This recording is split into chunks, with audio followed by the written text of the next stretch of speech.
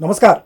विविध घटनाक्रमको चर्चा, परिचर्चा, जानकारी र विश्लेषण सहितको कार्यक्रम क्यापिटल फ्रन्टलाइनमा तपाईँलाई आज पनि स्वागत छ। यो कार्यक्रम Capital Television, Capital FM, Radio Sarangi Pokhara र मोरङ लगायत विभिन्न रेडियो स्टेसन तथा cfmoneer.com र रेडियो सारङ्गी.com मार्फत पनि संसारभर एकैसाथ सुन्न सक्नुहुन्छ। आज पनि विविध प्रसङ्ग छन्। संविधानसभा अध्यक्ष तथा नेकपा एमालेका उपाध्यक्ष सुभाष नेम्बाङको निधनको खबर सुरुमा कसैलाई पत्यार लाग्दो खबर थिएन। मंगलबार बिहानै जब हातको मोबाइलमा सबैले नेम्बाङको निधनको खबर देखे, पत्याउनै मुस्किल भयो। तर त्यो निर्मम सत्य थियो कि नेम्बाङको निधन भएको थियो। नेम्बाङको पार्थिव शरीरलाई बिहिबार पशुपति आर्यघाटमा राजकीय सम्मानका साथ अन्त्येष्टि गरिएको छ। मंगलबार राति असहज भएपछि नेम्बाङ ढलेका थिए। त्यसपछि परिवारका सदस्यहरूले अस्पताल पुर्याउँदा नपुर्याउँदै नेम्बाङको निधन भयो। बुधबार ललितपुरको च्यासल स्थित नेकपा एमालेको केन्द्रीय कार्यालयमा नेम्बाङको पार्थिव शरीरलाई राखिएको थियो, जहाँ श्रद्धाञ्जली अर्पण गर्न पुग्नेको भिड थियो। त्यसैगरी अन्त्येष्टिको दिन पशुपति आर्यघाटमा पनि उत्तिकै भिड थियो। विक्रमसम्म 2009 साल फागुन 28 गते इलामको सुन्तला बारीमा जन्मिएका स्वर्गीय सुभाष नेम्बाङ संविधान सभा सभासदमा इलामबाट निर्वाचित भएका थिए। विद्यार्थी जीवनदेखि नै राजनीतिमा लागेका नेम्बाङ विभिन्न समयमा जेल पनि परेका थिए भने संविधान सभामा पटक पटक सभामुख समेत भएका थिए।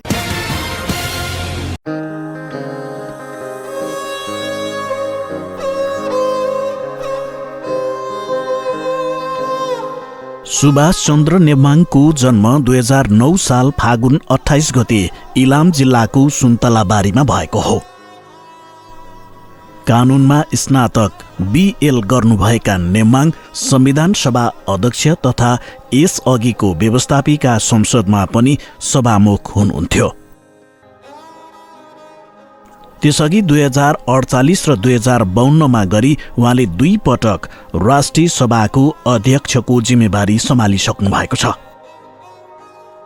2056 को संसदीय निर्वाचनमा विजयी नेम्बाङ कानुन, न्याय तथा संसदीय व्यवस्था मन्त्री, सामान्य प्रशासन मन्त्री र संसदको सार्वजनिक लेखा समितिको सभापति समेत रहिसक्नु भएको छ। नेकपा एमालेको उपाध्यक्ष नेम्बाङ संविधान सभा सभासदमा इलामबाट निर्वाचित हुनुभएको हो। कानुन व्यवसायीका रूपमा परिचित र प्राध्यापनमा समेत संलग्न रहिसक्नुभएका नेम्बाङले नेपाल बार एसोसिएसनको महासचिवको जिम्मेवारी समेत सम्हालिसक्नु भएको छ। उहाँ 2029 सालमा अनेरासुबियुका अध्यक्ष हुनुहुन्थ्यो। विद्यार्थी जीवनदेखि नै राजनीतिमा लाग्नुभएका नेम्बाङ 2033 सालमा राजकाज मुद्दामा जेल पर्नु भएको थियो। अध्ययन र समाजसेवामा औधी रुचि राख्नुभएका उहाँका 2 छोरा र 2 छोरी छन्। अघिल्लो निर्वाचनपछि जनतालाई पुर्याएको सेवा र जनतासँगको निकट सम्बन्धले आफूलाई विजयी बनाएको ठान्ने सुभाष चन्द्र नेम्बाङ संविधान सभामा संघीय एवं समावेशी लोकतान्त्रिक गणतन्त्रलाई संस्थागत गर्न क्रियाशील रहने बताउँदै आउनुभएको थियो। विद्यार्थी छँदा नै राजनीतिमा लाग्नुभएका नेम्बाङ 2033 सालमा कम्युनिस्ट पार्टीमा प्रवेश गर्नुभएको थियो। उहाँ नेकपा एमालेका तर्फबाट कानुन तथा न्याय मन्त्री समेत बन्नुभएको थियो। 2064 को संविधान सभा निर्वाचनमा इलाम क्षेत्र नम्बर 2 बाट निर्वाचित भई संविधान सभाको अध्यक्षको रूपमा कार्यरत हुनुभयो। कार्यपालिका र व्यवस्थापिकाको शक्ति प्रभाव न्यायालयबाट मात्र सेट गर्ने पात्रका सबैभन्दा अब्बल पात्रका रूपमा नेम्बाङ देखिनुभयो। नेम्बाङले इलामबाट 2056 सालदेखि निरन्तर रूपमा संसदीय चुनाव जितिरहनु भएको छ। उहाँ 2064 सालको संविधान सभा निर्वाचन र 70 को दोस्रो संविधान सभाको निर्वाचनमा इलाम 2 बाट विजयी बनेर संविधान सभा अध्यक्षको जिम्मेवारी समेत सम्हाल्नु भएको थियो। उहाँले 2074 को संसदीय निर्वाचनमा एमाले माओवादी गठबन्धनबाट विजयी हुनुभएको थियो। गत पुस 10 मा राष्ट्रपतिमा उम्मेदवारी दिनुभएका नेम्बाङ नेपाली कांग्रेसका नेता रामचन्द्र पौडेलबाट पराजित हुनुभएको थियो। 2047 सालमा तत्कालीन नेकपा माले र नेकपा मार्क्सवादी पार्टी बीच एकता भएपछि बनेको नेकपा एमालेमा नेम्बाङ आबद्ध हुनुभएको थियो। 2064को छैठौँ महाधिवेशनदेखि उहाँ निरन्तर रूपमा एमालेको केन्द्रीय कमिटीमा हुनुहुन्छ। 2071 सालमा भएको 9औं महाधिवेशनपछि उहाँ स्थायी कमिटी सदस्य बन्नुभएको थियो। 2078 सालमा चितवनमा सम्पन्न 10औं महाधिवेशनमा नेमाङ उपाध्यक्ष निर्वाचित हुनुभएको थियो। नेमाङको मङ्गलबार बिहान 1:50 बजे हृदयघातका कारण निधन भएको छ। नेमाङ प्रति श्रद्धा सुमन।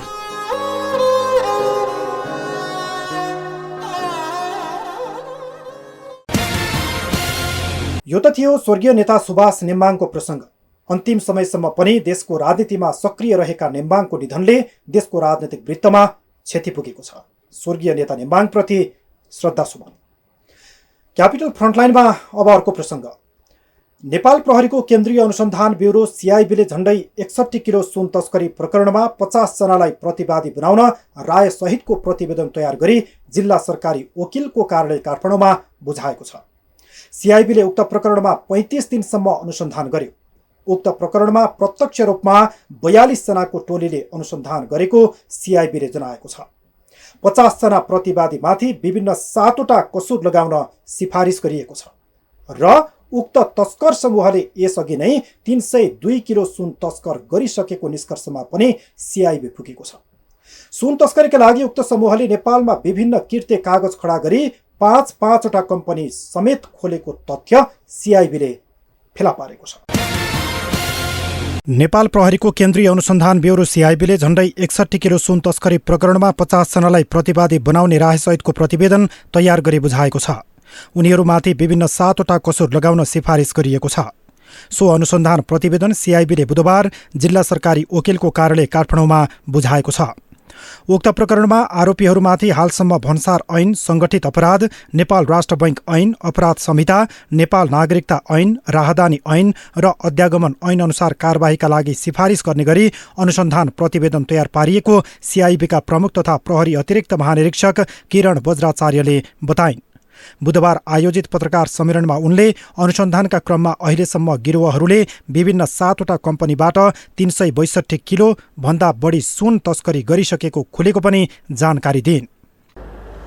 अहिले हामीले अनुसन्धानको पाटो यसको दायरालाई समयको पाबन्दीको कारणले गर्दाखेरि यसमा जम्मा जुन रेडी ट्रेड लिङ्कबाट आयात गरिएका सुनहरूको हिसाबमा जुन पछि 60 किलो थियो र पछि आएर यो ब्रेक प्याडहरूलाई एकिन तौल गरेर 302 किलो जुन विभिन्न स्थानहरूमा थप अनुसन्धानको पाटोमा मेरो अनुसन्धान अधिकृत सञ्जय सिंह थापाले यहाँहरूलाई विस्तृत रूपमा राख्नुहुनेछ र 302 किलो 0.62 किलो थप चाहिँ यिनीहरूबाट सुन ल्याएको देखिएको छ। र प्रहरी अतिरिक्त महानिरीक्षक बज्राचार्यका अनुसार त्यसलाई हिसाब गर्दा अहिलेको मूल्यमा 3,50,02,16,552 रुपियाँ बराबरको सुन तस्करी भएकाले सो रकमलाई बिगो कायम गरी मुद्दा अघि बढाउन पनि राय दिएको छ।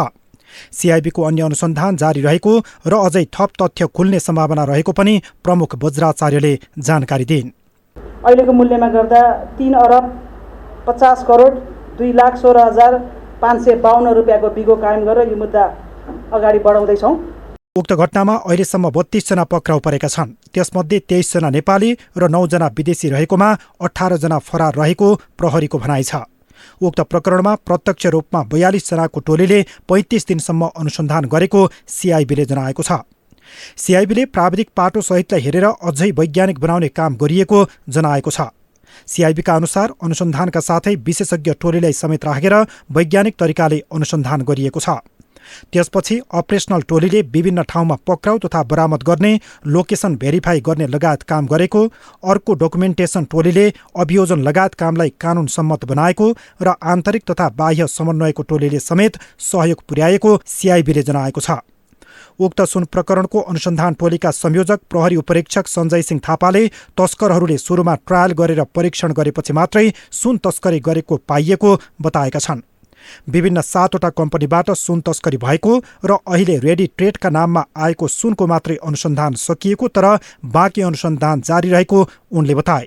तहगत रूपमा मान्छे तयार पारेर तस्करी गरेको पनि पाइएको बताउँदै संयोजक थापाले ती कम्पनीले अटो पार्टमा सुन ल्याएको, हङकङमा रहेको कार्गो कम्पनीले सुन पठाएको र लाजिमपाट तथा टोखामा लगेर गाल्ने गरिएको तथ्य पनि फेला परेको बताए। भन्सारको भौतिक मूल्याङ्कन र जाँच पासका सबै प्रक्रियामा जोखिम व्यवस्थापन शाखाले मोनिटरिङ गर्ने गर्छ, तर त्यहाँ संलग्न कर्मचारीहरू पनि अनुसन्धानको दायरामा रहेका छन्। गत साउन 3 गते राजस्व अनुसन्धान विभागको टोलीले हङकङबाट ब्रेक सोमा हालेर ल्याइएको उक्त सुन सिनामङ्गल स्थित भन्सार कार्यालय अगाडिबाट बरामद गरेको थियो। विभागले आवश्यक अनुसन्धान सकेर 18 दिनपछि सुन प्रकरणको अनुसन्धानको जिम्मा प्रहरीको केन्द्रीय अनुसन्धान ब्युरो CIB लाई दिएको थियो। ब्रिक्सु सहितको सुन 155 किलो भएको पाइए पनि गाल्दा 60 किलो 716 ग्राम पुगेको थियो। उक्त सुन अहिले राष्ट्र ब्याङ्कको संरक्षणमा रहेको छ। अब अर्को प्रसङ्ग। उपचारको क्रममा केही तलमाथि भए अस्पताल फोडिनु र डाक्टर कुटिनु नेपालमा सामान्य जस्तै भइसकेको छ। त्यसको पछिल्लो उदाहरण हो हेटौँडा घटना। आफन्तको मृत्यु भएको न्युमा हेटौँडा उपमहानगरपालिका वार्ड नम्बर 1 मा रहेको सन्चो अस्पतालमा कार्यरत 2 जना डाक्टरमाथि कुटपिट भएको छ। डाक्टर कुटिए। हेटौँडाको पदमपोखरीका केही युवाहरूको समूहले अस्पतालभित्र छिरेर 2 जना डाक्टरमाथि कुटपिट गरेका हुन्। कुटपिटको भिडियो नै सार्वजनिक भएको छ। कुटपिटको उक्त भिडियोमा डाक्टर निरीह देखिन्छन्।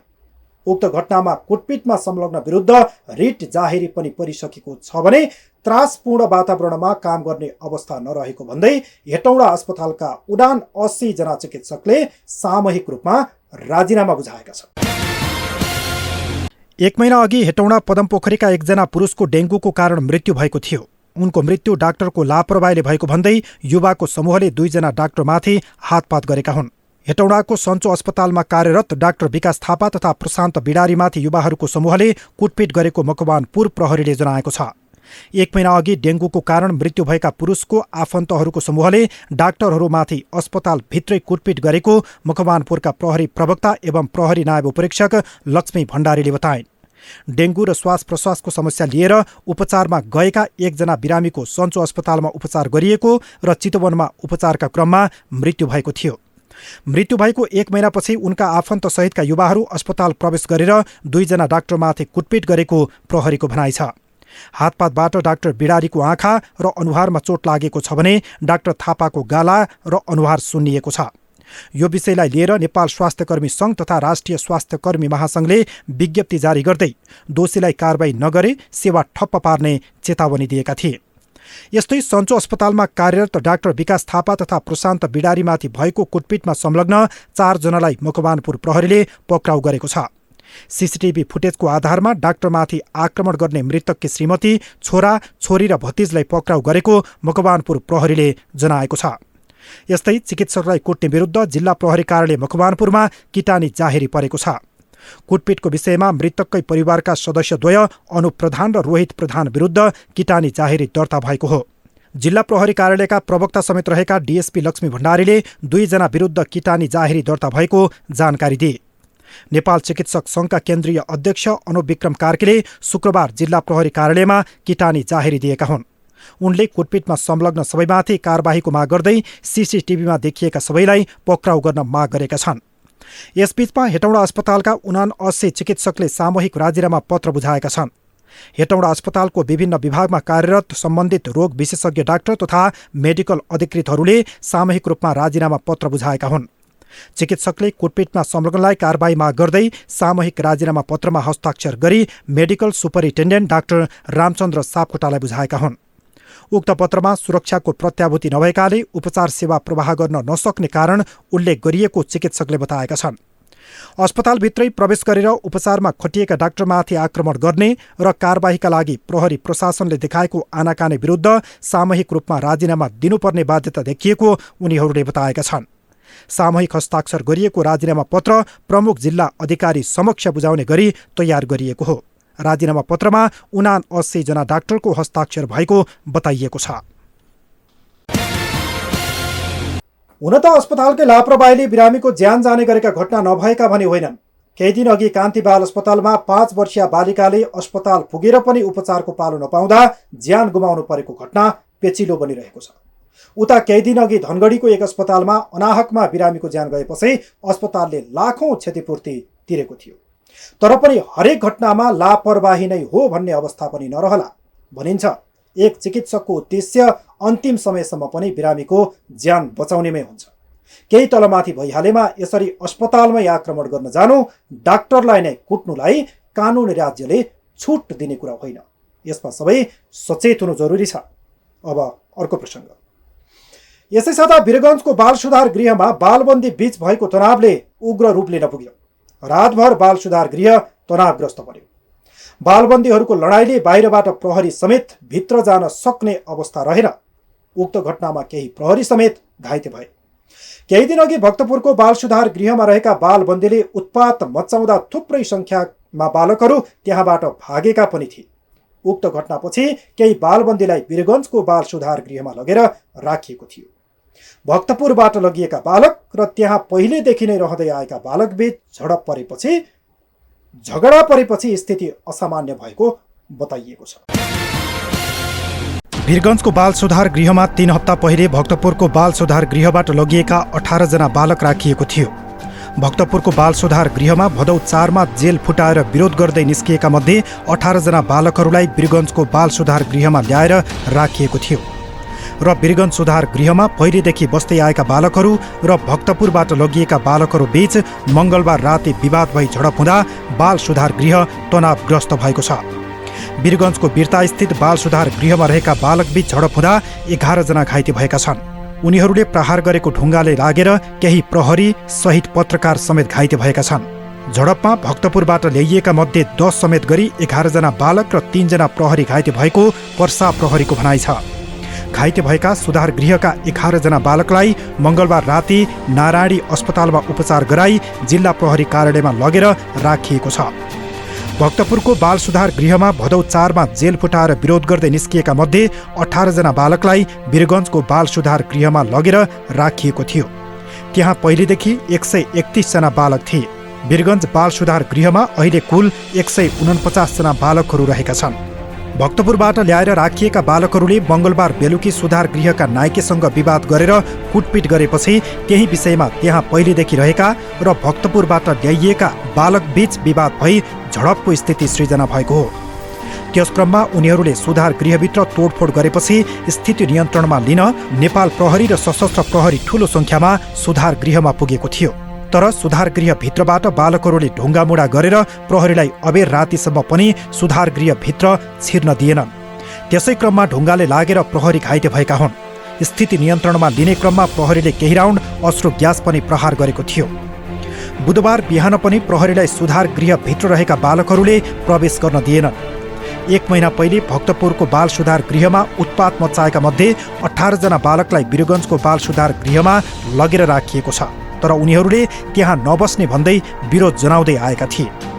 केही विषयलाई लिएर उनीहरूले मङ्गलबार बेलुकी सुधार गृहका नायकेसँग विवाद गरी कुटपिट गरेपछि सुधार गृह तनावग्रस्त बनेको प्रहरीको भनाइ छ। सुधार गृहमा मङ्गलबार रातिदेखि प्रदर्शन गरिरहेका बालकहरूले सुधार गृहमा आफूहरूलाई खाना राम्रो नदिएको, घरमा फोन गर्दा 1 कलको 100 रुपियाँ लिने गरिएको, एउटै कोठामा धेरैजनालाई कोचेर राखिएको, शौचालय पनि राम्रो नभएको, सुधार गृह प्रमुखले यातना दिँदै आएको जस्ता आरोप पनि लगाएका छन्। बाल सुधार गृह अझै शान्त बन्न सकेको छैन। सुधार गृह बाहिर बाक्लो सङ्ख्यामा प्रहरी तैनात गरिए पनि भित्र प्रवेश गर्न सकेको छैन। बालबन्दीहरूले सुधार गृह नजिक जाने प्रहरीमाथि ढुङ्गामुढा जारी राखेका छन्। अहिले छलफलको पहल गर्दै प्रहरीले स्थिति सामान्य बनाउने प्रयास गरिरहेको छ। पटक पटक बाल सुधार गृहमा यस्ता असामान्य घटना हुँदा बाल सुधार गृहको संरचनामाथि नै प्रश्न खडा भएको छ। नाम नै छ सुधार गृह। अपराध गरेर सुधार गृहमा राखिने बालबालिकालाई सुधार्ने उपाय त्यहाँ के हुन्छ त? सुधार गृह यस्तो ठाउँ हो जहाँ अपराध गर्न छुट हुँदो रहेनछ भन्ने मनोविज्ञान स्थापित गराएर छुटाउने ठाउँ हो, या अपराध गर्नु हुँदैन भन्ने मनोविज्ञान स्थापित गराउने हो अपराधीलाई? तर यस्तो भइरहेको छ कि छैन? त्यहाँ भित्रको संरचना के कस्तो छ? यतापट्टि पनि सम्बन्धित निकायले ध्यान दिनुपर्छ। तर मात्र कानुनको व्याख्या गर्दै उमेर नपुगेका समूहलाई जेलमा राखिनु हुँदैन, त्यसकारण छुट्टै सुधार गृहमा या छुट्टै ठाउँमा राखिनुपर्छ भनेर छुट्टै ठाउँमा राखेर मात्र पुग्दैन भन्ने कुरा बुझ्न जरुरी छ। सुधार गृहलाई अपराधीलाई सुधार्नको लागि त्यही संरचनामा खडा गरिएको हुनैपर्छ। हवस् त, विविध विषयसहित विभिन्न घटनाक्रमको चर्चा, परिचर्चा, जानकारी र विश्लेषण सहितको कार्यक्रम क्यापिटल फ्रन्टलाइन आजका लागि सकिएको छ। अहिलेलाई बिदा दिनुहोस्। नमस्कार।